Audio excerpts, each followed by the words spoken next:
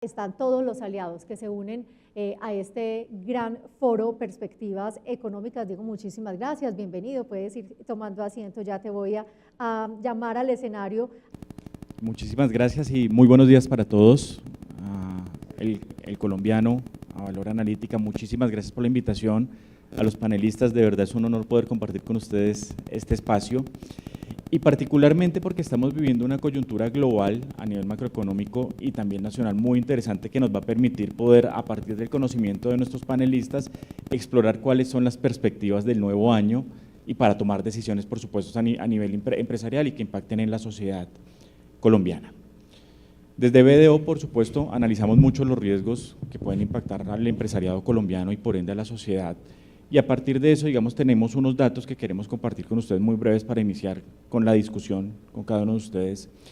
Y tenemos unas perspectivas del Fondo Monetario Internacional de crecimiento del 2,6% para el 2024 y un leve incremento para 2025 para el 2,7%. Si miramos el caso colombiano, hablamos que el Fondo Monetario Internacional dice que la economía colombiana va a estar en un crecimiento del 1,6%, Banco de la República nos lleva al 1,9%, y nos dice 2025 con un potencial crecimiento del PIB del 2,9%.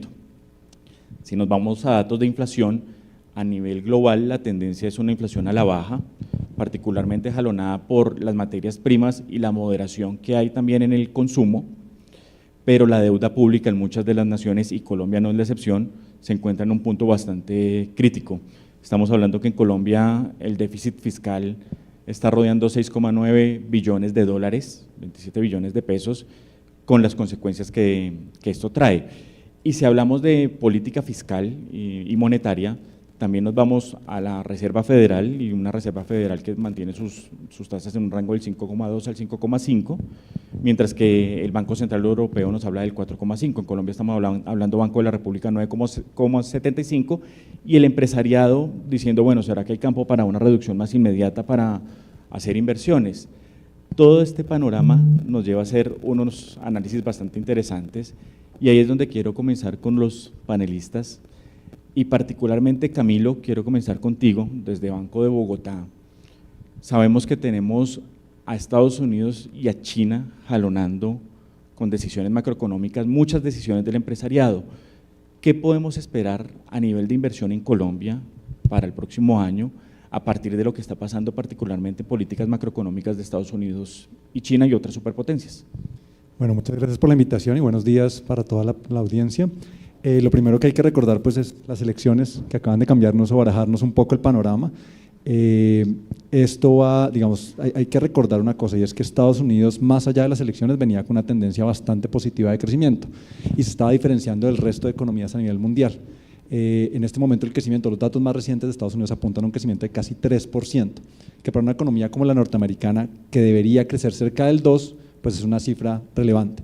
Por el contrario, en el caso de China la tendencia es de desaceleración, crece bastante más, este año probablemente va a estar cercano al 5%, pero la dinámica es de moderación y se prevén riesgos, porque como Donald Trump acaba de ganar la presidencia, seguramente va a implementar nuevamente aranceles y unas políticas muy agresivas. Ya hemos visto los nombramientos que ha hecho en los últimos días, personas que en general no son muy afines a China y quieren de alguna manera pues volver a devolver a Estados Unidos esa relevancia que tiene el contexto mundial. Entonces seguramente veremos una divergencia aún mayor en la dinámica, no en las tasas de crecimiento, sino en la dinámica. Estados Unidos muy fuerte, mientras que China, digamos, tratando de solventar los problemas que ya trae de atrás, un sector inmobiliario bastante enredado y que seguramente con lo que le viene a Estados Unidos pues va a estar aún más complicado. Entonces ese es un primer punto para tener en cuenta, y eso va a dominar la agenda mundial probablemente durante todos los próximos años mientras Trump sea presidente. ¿Cómo entra Colombia en este contexto? A diferencia de la mayoría de Latinoamérica, Colombia depende muchísimo más de Estados Unidos que de China, y eso ha sido para bien y para mal. Cuando China crecía 10% nunca lo aprovechamos. Ahora que China va a estar enredado, pues digamos que nos alegramos, pero pues entiendan que es algo como accidental, que desafortunadamente no logramos potenciar al máximo, pero en esta ocasión puede que juegue a favor de nosotros. En Latinoamérica, digamos, en ese contexto en que Estados Unidos sigue liderando, nos va a favorecer. Que quizás, y yo aquí economista va a hacer la pausa al final, pero algo que seguramente no nos va a favorecer es la política. y ahí seguramente va a haber unos choques que nos generen incertidumbre y con eso pues paro por ahí. Sin duda tenemos que tener en cuenta el análisis político para la toma de decisiones y gracias Camilo por esa intervención porque eso me lleva a la siguiente pregunta y esta la quiero dirigir para ti María Soledad desde Standard & Poor's también y Bernardo desde JP Morgan. ¿Qué oportunidades se empiezan a visualizar a partir de estos cambios políticos a nivel global, pero también con el contexto político colombiano para el próximo año? Bueno, pues muy buenos días para todos. Muchas gracias por esta invitación a Valor Analytic y al colombiano. Es un gusto compartir este panel con todas las personas que me acompañan, ya algunos muy viejos compañeros de trabajo. Y en respuesta a tu inquietud, Diego, que es la verdad muy valiosa, yo diría que hay muchas oportunidades, como bien lo comentó Camilo. Colombia lastimosamente no ha aprovechado en el pasado muchas de las oportunidades que dio el crecimiento de la economía y antes de decir oportunidades, creo que hay retos también, porque uno de los temas que nos preocupa más a nosotros es que haya un recrudecimiento, digamos, de las tensiones comerciales entre China y Estados Unidos, lo cual definitivamente para países emergentes como Colombia puede significar que el costo de financiamiento siga en niveles elevados porque las tasas de interés seguirán altas en el mediano largo plazo y definitivamente uno puede ver esto desde dos perspectivas. Un costo de financiamiento alto es cierto, pero también está la posibilidad de que esa política pública que pueda implementar Estados Unidos tal vez para otros países de la región, sin entrar en detalle, no pueda ser muy favorable y puede llegar a ser favorable para nosotros. Políticas para países que están en esta misma región latinoamericana o en Centroamérica. Entonces, esa sí es una oportunidad para nosotros que nosotros estamos viendo. Si hay otro tema importante que sí quisiera mantener y es definitivamente si el costo de financiamiento sigue siendo alto, si Estados Unidos se va desacelerando, pues países como Colombia, donde al final sigue siendo, es muy importante para toda la producción colombiana, para nuestras exportaciones, pues definitivamente nos impone unos retos que tenemos que solucionar en el corto plazo. Entonces esas oportunidades también es revisarnos internamente cómo nos preparamos para enfrentar mucho mejor las decisiones de política que pueda tomar Estados Unidos en el futuro, porque al final ese es el reto que tenemos Colombia, y es que tenemos que centrarnos en lo que nos está pasando en este momento, en la desaceleración de la economía y ver cómo enfrentamos lo que pueda pasar en el contexto global. Gracias. Gracias a ti, María Soledad. Bernardo. Gracias, Diego. Bueno, primeramente, buenos días y muchas gracias por la invitación a Valor Analytic y al colombiano. Creo que, primero creo que el timing fue bueno para nosotros que estamos acá porque sabemos del resultado de la elección de Estados Unidos, que creo que es el gran evento del año, y en eso, tal vez no sorpresivo la victoria de Trump, pero sí la forma cómo se resolvió la elección muy rápidamente y el tema de que va a tener control probablemente el Congreso y de la Casa de los Representantes también, que le da una fortaleza de entrada que tal vez no teníamos nadie mapeado, ¿no? Respecto de cómo esto afecta a Colombia, a ver, claramente lo hemos hablado ya, el tema de las tarifas es para mí un sine qua non, o sea, va a haber incremento.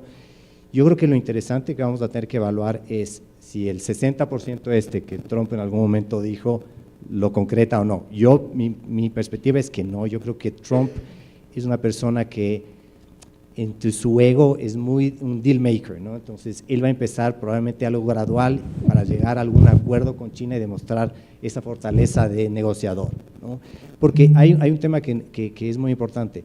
Las tarifas van a acabar afectando al consumidor americano también, ¿no? Habrá un momento en donde China pueda hacer algo, pueda devaluar la moneda para tratar de minimizar ese impacto, pero eventualmente va a llegar al consumidor americano y si uno se pone a pensar cuál fue una de las razones por las cuales Trump ganó la elección, es porque la inflación y lo que sentía el consumidor seguía siendo alto, ¿no? Entonces, habiendo dicho eso, es un tema en donde yo creo que hay que matizar el impacto de la tarifa, tal vez no tan alta como pensamos, pero va a haber un impacto.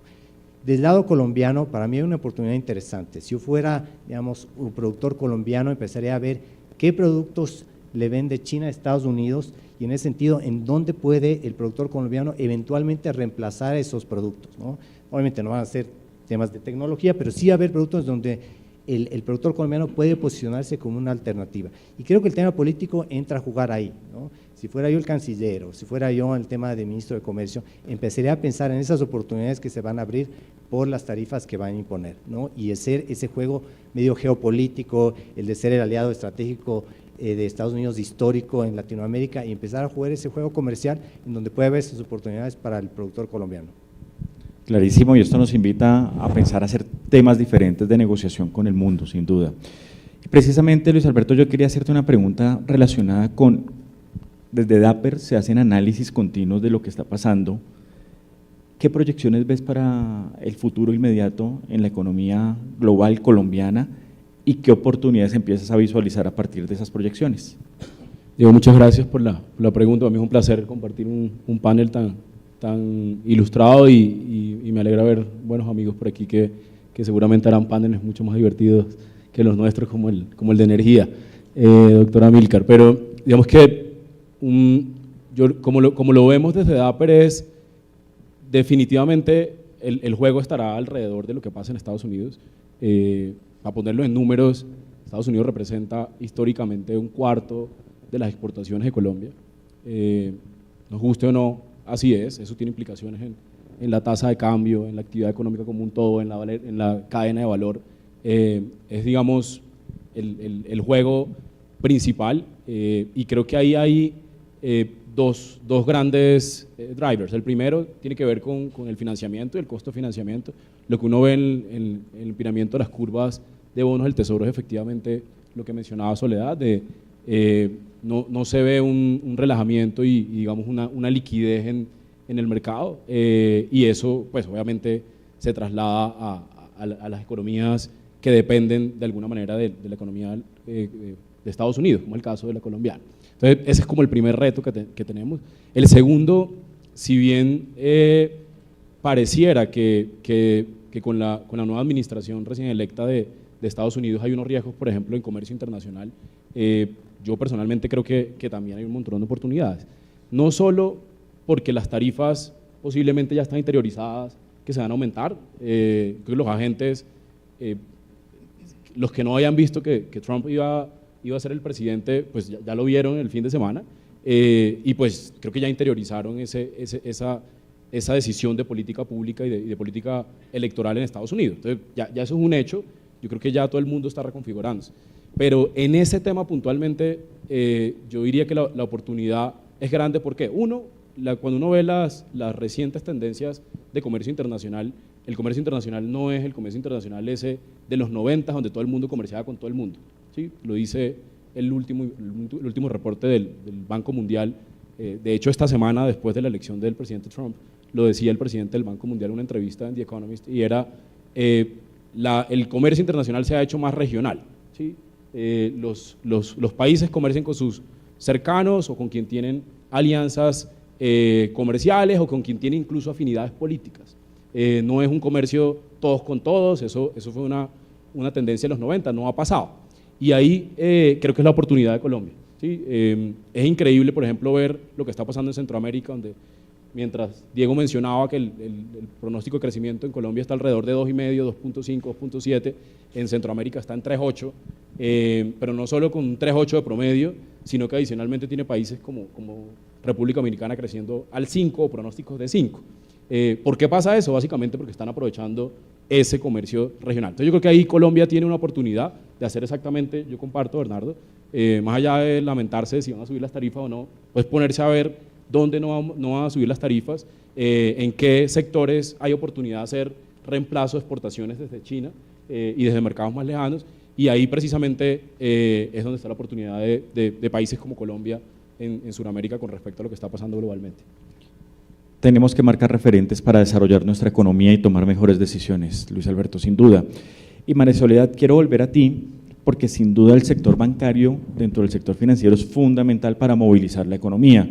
Hemos visto las decisiones de gobierno en alianza con el empresariado alrededor del pacto por el crédito. ¿Qué perspectivas tienes sobre el sector bancario y a partir de esas perspectivas cómo se va a ver impactada la economía para el próximo año? Excelente pregunta, Diego, muchas gracias. Bueno, sobre este punto quiero decir, y yo creo que lo más importante es que debemos, algo que parece obvio, pero que a veces se nos olvida, y es que el sector bancario es un reflejo del comportamiento de la economía. Eso es lo más importante para tener en cuenta. ¿Y cómo está el comportamiento de la banca? Yo voy a dar unos datos de sector bancario específicos y luego voy a cerrar con la perspectiva de nosotros macroeconómica, porque es que los dos van estrechamente vinculados. El primero, vemos cómo una cartera de consumo está decreciendo alrededor del 5% con la información más reciente al cierre de octubre del 2024. Esto es en términos nominales. Si incluimos la disminución de la cartera de consumo, no, en términos reales estamos alrededor del 11%, son unas tasas de decrecimiento de la cartera de consumo que no habíamos visto ni en la pandemia ni en los últimos 20 años después de la crisis hipotecaria que Colombia tuvo a finales de los 90. Entonces, primero, ¿cómo es la perspectiva de la banca? Pues crédito de consumo completamente desacelerado. Segundo, segmento comercial, que es el motor y el que está reflejando cuáles han sido las decisiones sobre la inversión de locales e internacionales en Colombia. Y no solamente un tema de demanda, sino también un tema de oferta, ¿no? El comercial, crédito comercial está creciendo alrededor del 3%, no ha llegado al 3%, va, se devuelve, disminuye. La cartera comercial es más del 60% del total de la cartera de la banca colombiana. Entonces, vuelvo y digo, se empieza a reflejar cómo se está comportando la economía colombiana. ¿Qué pasa con el microcrédito y con vivienda? Que fueron segmentos que estuvieron creciendo a más de 2 dígitos, inclusive durante la pandemia, por debajo del 8%. Entonces, ahí se está demostrando cuál ha sido la evolución de la banca colombiana. Esto refleja cuál es la perspectiva de la economía. Hay oportunidades, porque yo siempre digo hay que ver el vaso medio lleno y no medio vacío, pero la realidad es que nuestras perspectivas, por ejemplo, para el crecimiento de la economía, si bien se ajustaron al 1.7, 1.8 para el 2024, pues la perspectiva que teníamos del 2.8 para el 2025 la redujimos a 2.5%, 2026 va a estar alrededor del 2.7, 2.8 y para el 2027 estaríamos hablando de un crecimiento de la economía de alrededor del 2.9, es decir, vamos a estar lejos del crecimiento potencial que teníamos previamente pensado para Colombia, entre el 3 y el 4%, estos niveles de crecimiento los estaremos viendo seguramente a partir del 2027, 2028, son retos muy importantes y ahí es donde tú me preguntas, el pacto por el crédito ha sido positivo, porque es que estos resultados que estamos viendo ahorita del crecimiento de la cartera serían inferiores todavía si no hubiéramos tenido el pacto con el crédito, que durante el mes de octubre se notó este crecimiento de los desembolsos de la banca colombiana en sectores estratégicos, y no voy a entrar en profundidad porque de pronto vamos a hablar más adelante, pero definitivamente son sectores estratégicos. La gran pregunta es, esos desembolsos, ese compromiso de la banca por esos sectores estratégicos que el gobierno nacional viene comentando ampliamente, ¿es suficiente para reactivar el crecimiento de la economía en Colombia? ¿El nivel de inversión es suficiente para que retornemos a esa senda de crecimiento de la economía? Es una de las preguntas más importantes que tenemos, ¿no? Entonces, pues, es un contexto retador. Y ahorita precisamente vamos a hablar de sectores y los impactos que se pueden visualizar. Camilo, más de 1.700 personas inscritas y conectadas, muchos empresarios en este momento tomando decisiones alrededor del presupuesto y proyecciones del próximo año. ¿Qué factores deben tener en cuenta en riesgos, en oportunidades, en este momento tan importante para el empresariado? Yo creo que voy a recorrer un poco las ideas que han venido desarrollando para responder la pregunta. Lo primero es, efectivamente la economía colombiana ha estado débil por un tema de falta de inversión. Ese, digamos, que ha sido el gran problema que ha tenido Colombia en los últimos años. Todo el ciclo económico post-pandemia y que hemos vivido tanto de recuperación post-pandemia como en este momento de desaceleración, digamos, a los niveles que estamos de crecimiento por debajo del 2%, tienen que ver con el consumidor. Todo lo ha hecho el consumidor. La inversión ha estado, digamos, prácticamente plana o en un segundo plano, más bien, por ponerlo de una manera. Entonces, si bien la cartera hoy está reflejando esa debilidad, yo sí estoy viendo mucha oportunidad en el caso de los consumidores. No midiéndolos por el desempeño de la cartera, sino midiéndolos por el desapalancamiento que están haciendo y por las señales positivas que tienen. A pesar del contexto tan desafiante y incertidumbre que estamos teniendo, tenemos un mercado laboral que está muchísimo mejor de lo que todos nos imaginamos. O sea, el mercado laboral ha aguantado. Ahorita, si quieren, podemos hablar de por qué. Segundo, el poder adquisitivo de los hogares colombianos ha ganado porque la inflación ha estado siempre por debajo del ajuste salarial. Es otro debate qué tan bueno es eso y las presiones que puede generar, pero desde el punto de vista de poder adquisitivo ha sido bueno. Las remesas, y eso es un tema que uno debe tener en cuenta ahorita con Trump, han sido un soporte muy importante del crecimiento del consumo de los hogares en los últimos años. Además, ahí uno tiene que sumarle, los hogares con las tasas de interés altas lograron ahorrar y tener unos retornos financieros importantes. Y por último, lo del gobierno después de la pandemia no desmontó todos los subsidios, entonces hubo unas transferencias públicas, digamos, importantes. Entonces, los hogares, a pesar de todos estos desafíos, han logrado, digamos, mantener una dinámica, llamémosla aceptable. ¿Sí? No estamos hablando de crecimientos, como se llama la soledad, que teníamos en el pasado, pero es una dinámica suficiente para mantener ese crecimiento algo cerca al 2 este año, por debajo del 2, entre 1,5 y 2, y que el próximo año nos va a permitir estar en 2, 2,5. Vamos, no es lo ideal, pero ahí va. Otro punto que mencionaba María Soledad, que es muy importante, es cuál es ese crecimiento potencial de Colombia. Y esto es muy importante porque si antes de la pandemia hablábamos de un crecimiento, digamos, hablamos los varios años, hablábamos en alguna época por ahí en el 2010 o 15, crecimiento potencial del 4,5 para Colombia. Justo antes de la pandemia hablábamos de un 3,5. Hoy el potencial es 2,5, no aguanta mucho más que eso.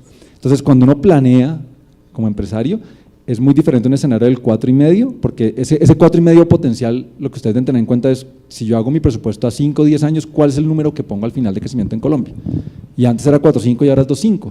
Entonces, es una dinámica mucho más desafiante, mucho más retadora como tal. Ya entrando como en sectores y para no extenderme, yo creo que el mayor potencial en Colombia son el tema de servicios. Y ya hoy se está viviendo, lo que ha, digamos, mantenido la buena dinámica de la economía colombiana y el mercado laboral es eso.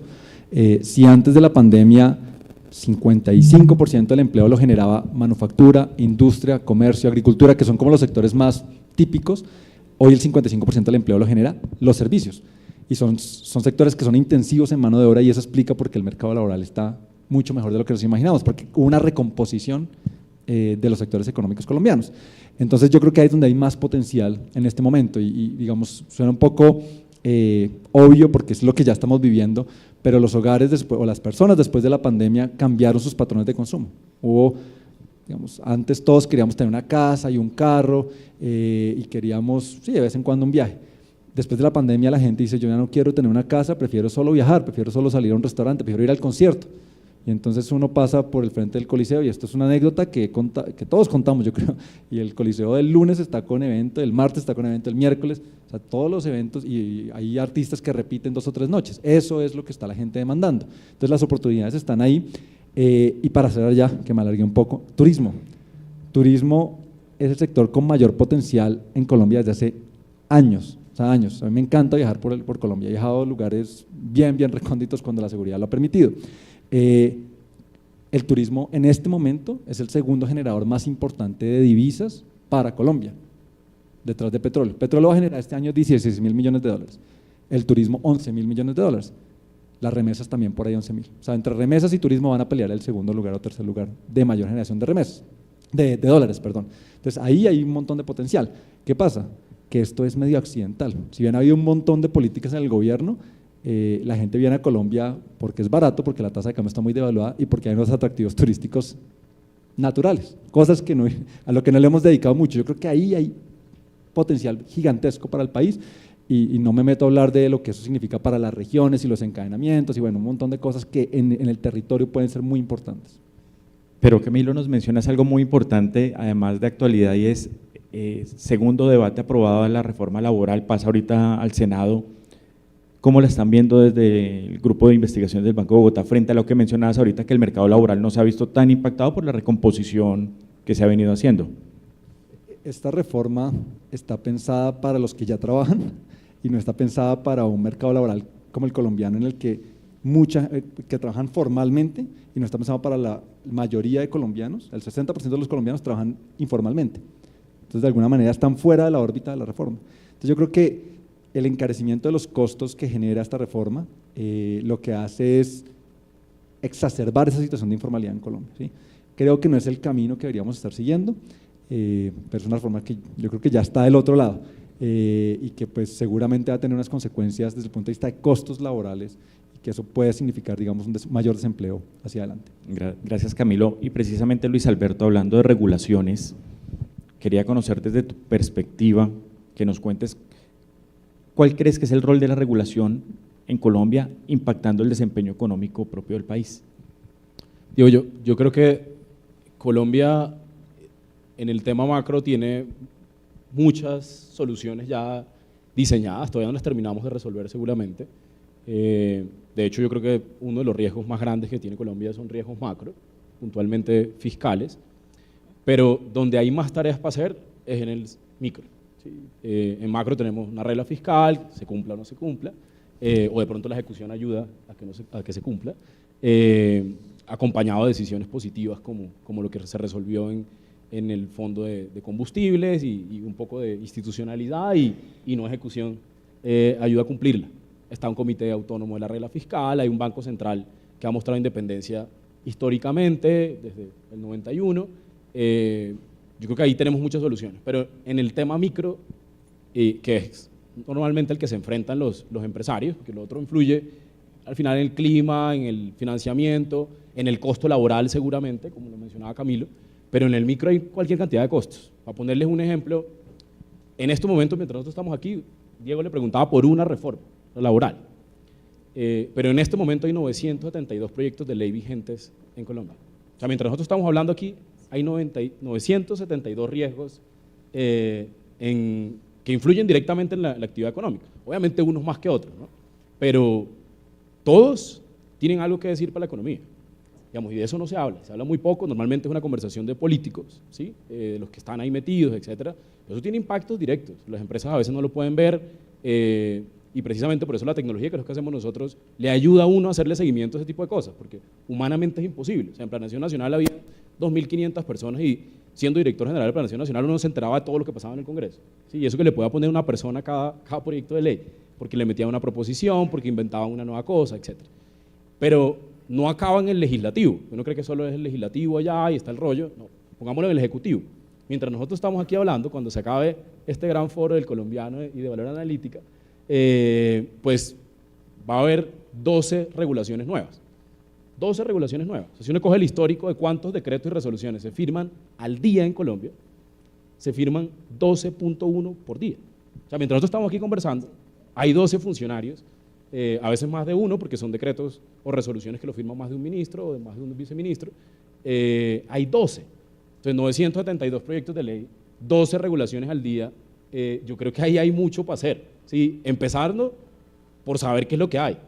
Ya luego hablemos de cuál le pega a cuál sector o cuál impacta a cuál sector. Yo creo que ahí hay mucho para trabajar. En Colombia se ha avanzado, desde la época de Luis Fernando Mejía en Planeación Nacional, se creó un grupo de modernización del Estado en el que se le hacía monitoreo a eso y un observatorio. En la época que yo estuve en Planeación, reforzamos ese grupo, se hicieron datos más transparentes, etcétera, pero hay cualquier cantidad de cosas que la OCDE hace ya. Solo para mencionar, el clima regulatorio y normativo de Colombia es el cuarto peor de todos los de la OCDE. El cuarto peor. Y no sorprende, si uno le dicen que tiene 972 proyectos de ley vigentes en una legislatura y que tiene 12 regulaciones al día, pues, ¿quién le hace pronóstico a eso? Yo creo que por eso pasan cosas como que el ministro de Hacienda saque una cosa sobre el SGP, pero el ministro del Interior saque otra, porque precisamente hay tantas iniciativas que yo creo que ahí es donde está como el mayor riesgo. Yo creo que hay unas reformas que son peligrosas para la situación fiscal de Colombia, como es el caso del Sistema General de Participaciones, que es súper valiosa la conversación de descentralización, súper valiosa, necesaria, pero como está planteado genera unos riesgos macro muy complejos, pero hay otras que se hablan menos, que generan riesgos microeconómicos y que no están latentes ahí todo el día, no hablamos de eso todo el día, pero hacen parte de esas 972 regulaciones que están en el Congreso o de las 12.1 que cada día se emiten. Yo creo que ahí hay mucho para hacer en Colombia y ahí hay que prestarle más atención de lo que normalmente se le presta. Gracias, Luis Alberto. Sin duda un dato muy interesante y a tener en cuenta de lo que pasa en el Ejecutivo y el Legislativo de nuestro país. Bernardo, bajo tu batuta está el Caribe, Centroamérica y la región andina. ¿Cómo estás viendo la posición crediticia de Colombia y qué recomendaciones le darías al empresariado colombiano de lo que se va a venir frente a tasas de interés, cómo es el rol del Banco de la República y la tasa en propiedad que hay en este momento en el país?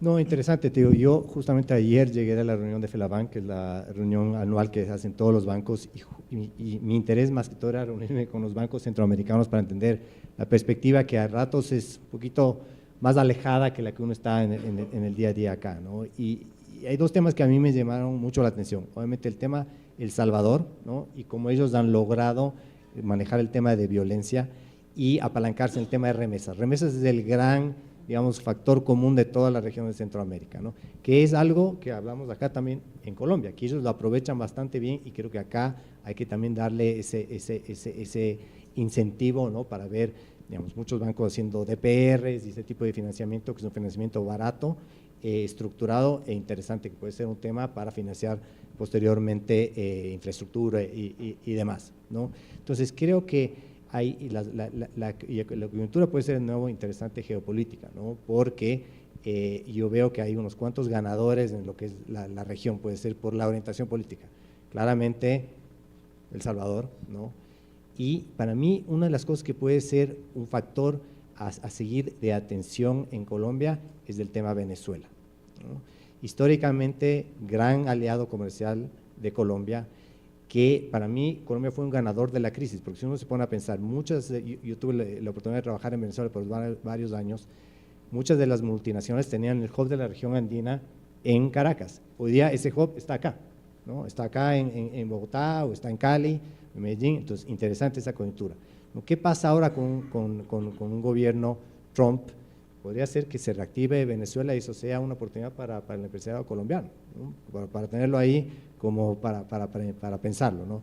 Entonces, mi visión ahora es, hay que estar, es una coyuntura que va a moverse rápidamente y creo que hay que estar atento. Yo como lo calificaría es más de un optimismo cauto, ¿no? Es decir, veamos qué pasa, estemos preparados para las oportunidades que se van a dar y seamos rápidos en reaccionar, que creo que eso es lo importante. Una de las cosas que hemos visto nosotros en proyectos de infraestructura acá en Colombia es que el tema de la burocracia, ¿no?, las consultas previas, las licencias ambientales han hecho que muchos proyectos que estaban financiados, encaminados, se demoren y hay algunos que eventualmente se han abortado por esa clase de situaciones que son más, digamos, externas al proyecto per se, pero que claramente influyen. Entonces, de nuevo, ¿no?, aprovechar esas oportunidades y reaccionar rápido sería un mensaje.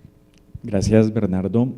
Quiero ir cerrando con una pregunta clave y es, ¿qué sectores vemos fortalecidos? Si vamos a recomendar al auditorio inversiones en donde se debe invertir y en aquellos cuyos sectores no son tan favorecidos en este momento, ¿qué posiciones debieran estar tomando o decisiones debieran estar tomando? Camilo, comienzo contigo, por favor.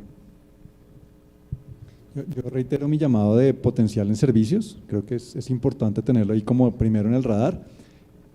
Digamos, continuando como con lo que uno tiene en Colombia, creo que en unos años hay una oportunidad en construcción tocó fondo probablemente en la primera parte de este año y se va a recuperar muy lentamente, pero creo que hacia adelante, pensando en un horizonte, digamos, de más largo plazo, creo que hay un potencial ahí importante porque, digamos, la pandemia alteró como mucho el ciclo natural de ese sector.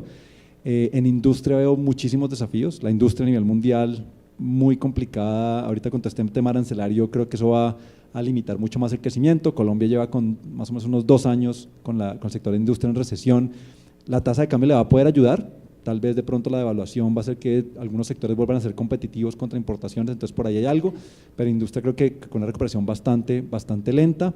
En comercio yo creo que hay, a pesar de nuevo de que hay muchos desafíos de la incertidumbre, que la cartera no crece, creo que los hogares hoy están mejor posicionados y van a permitir que el comercio, digamos, se continúe recuperando, un ritmo lento, pero que se continúe recuperando. Creo que eso es como lo que el panorama así muy a grandes rasgos en sectores. María Soledad, gracias Camilo. Muchas gracias.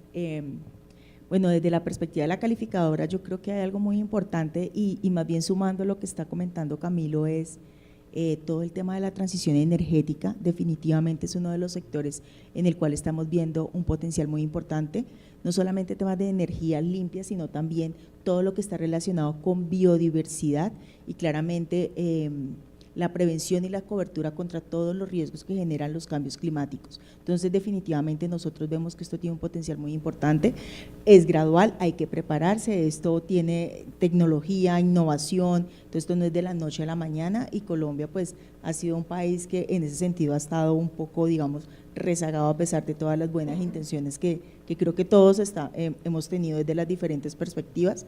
Otro sector que nosotros también consideramos que puede ser relevante, y ya lo mencionó Camilo al comienzo, es el turismo.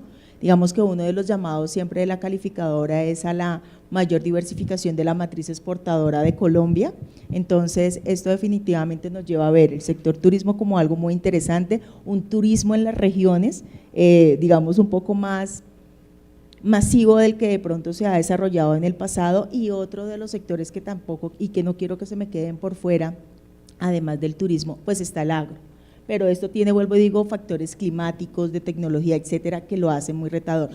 También quiero decir algo, y es no podemos olvidar los sectores que nos han dado buenas tasas de inversión históricamente y que tienen un efecto multiplicador en la economía. Ya hablamos de construcción, hay que pensar que minero energético sigue siendo importante y necesario para Colombia, y también tenemos que estar pensando en infraestructura, tal vez una visión de infraestructura diferente a los grandes proyectos que tuvimos en el pasado, no solamente concesiones viales, tal vez hay que volcarse en una infraestructura más pequeña, mediana, hospitales, centros educativos, etcétera, en muchas de las regiones. Esto no se hace de la noche a la mañana, toca desarrollar muchas capacidades. Y ahí, antes de ceder la palabra, que no me quiero extender mucho más, yo creo que hay algo muy importante, y es así como Luis Alberto mencionó, que el tema de la certidumbre, o más bien incertidumbre, que pueden tener los inversionistas para la toma de decisiones por esta cantidad de reformas, hay algo que es clave, y es la seguridad física, porque no hay sector atractivo si no tenemos seguridad física, seguridad tributaria, seguridad jurídica, etcétera. Entonces, esto es muy relevante, no lo podemos olvidar. Si queremos crecer en infraestructura, si queremos crecer el turismo, hay que tener seguridad física. Y eso, creo que ya con eso no me extiendo más en esta participación. Gracias, María Soledad. Luis Alberto, por favor. Yo creo que definitivamente minas y energía. Yo creo que ese es el sector que tiene mayor potencialidad en Colombia por varias razones. Primero, porque pues la mina y energía funciona donde son commodities, entonces eso uno es bendito o no es bendito con ese tipo de bienes, ¿no? Entonces es una decisión que no necesita demasiada inteligencia ni sofisticación financiera ni gubernamental, sí, los bienes están. Pero lo segundo, por lo que yo creo es, yo personalmente creo que el valor que tiene, por ejemplo, empresas como Ecopetrol hoy, no creo que sea el valor de mediano plazo, ¿sí? Si uno pensara en participaciones de compañías, definitivamente Ecopetrol está siendo golpeada por coyunturas de presente, y yo no creo que el valor a mediano plazo sea ese, ¿sí? Yo creo que ahí posiciones como esa presentan oportunidad. Pero lo tercero es, Colombia, nosotros hicimos unos cálculos en Dapper, ¿cuánto le tomaría a Colombia al ritmo que vamos de aprobación de proyectos de energía renovable llegar a la meta que nos planteamos para el 2030, que era poco más del 23% de la matriz y que sea de energía renovable? Nos tomaría hasta 30 años llegar a ese número, ¿sí? Lo que teníamos como meta el 2030 nos tomaría 30 años a partir de hoy llegar a ese número, según nuestros cálculos, básicamente haciendo el promedio de cuánto se está aprobando en proyectos de energía fotovoltaica, eólica, y creo que más allá de que ahorita de repente el ritmo no va a como sería deseable, yo creo que hay una oportunidad gigante de proyectos,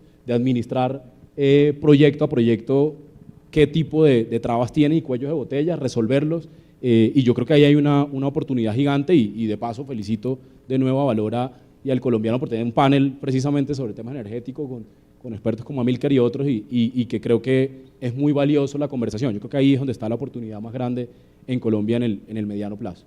Gracias, Luis Alberto. Bernardo, por favor.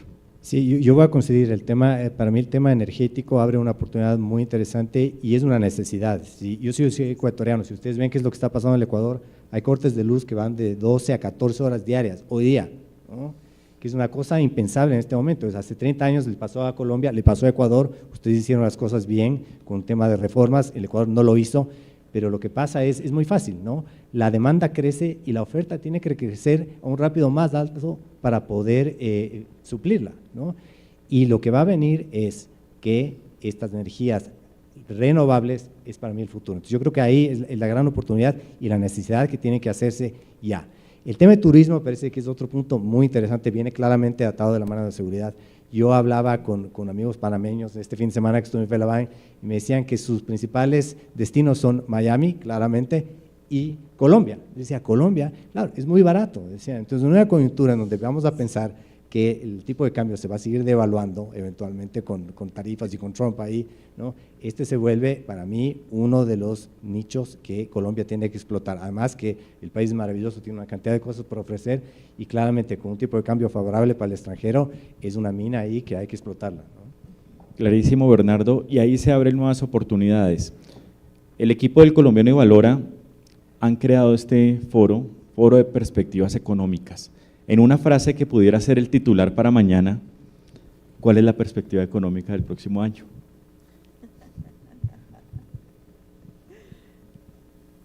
Yo creo que la frase, o tratar de resumirla, es como hay un panorama favorable, pero hay unos desafíos muy grandes.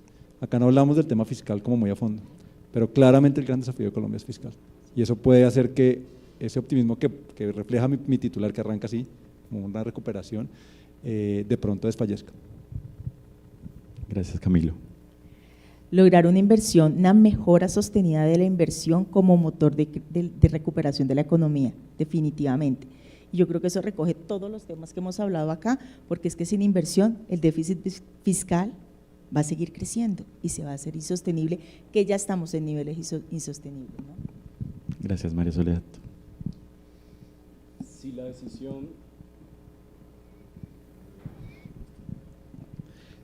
la decisión de resolver lo de los combustibles, acompañado de la baja ejecución, sostiene el problema fiscal, el 2025 va a ser mejor que el 2024. Gracias, Luis Alberto. No, yo lo decía antes, ¿no? El optimismo cauto es como yo lo definiría, ¿no? Hay oportunidades, claramente hay retos, pero nosotros hemos venido a estos foros, creo que por los últimos 20 años, por lo menos en mi caso, muchos, no sé si es una coyuntura cultural latinoamericana, sentimos siempre pesimismo, pero creo que hay muchas cosas positivas. Nos decía gente de afuera, nos decía, ustedes siempre son pesimistas y no tienen guerras, ¿no? Hay los problemas que hay de seguridad, sí, pero no hay una guerra como hay en Ucrania o en el Medio Oriente, y las compañías siguen, ¿no? Entonces sería eso, ¿no? Adaptarnos al cambio y aprovechar las oportunidades. Gracias, Bernardo. De verdad que es un gusto poder compartir con ustedes mucho conocimiento y un agradecimiento por lo que hacen en el día a día por construir país. Eso es lo que nos ayuda a ser mejores empresarios, mejor sociedad. Al equipo del Colombiano y de Valora, muchas gracias por la invitación y que tengamos un grandioso día en este foro de perspectivas económicas. Hay optimismo, sin duda. Gracias, Diego.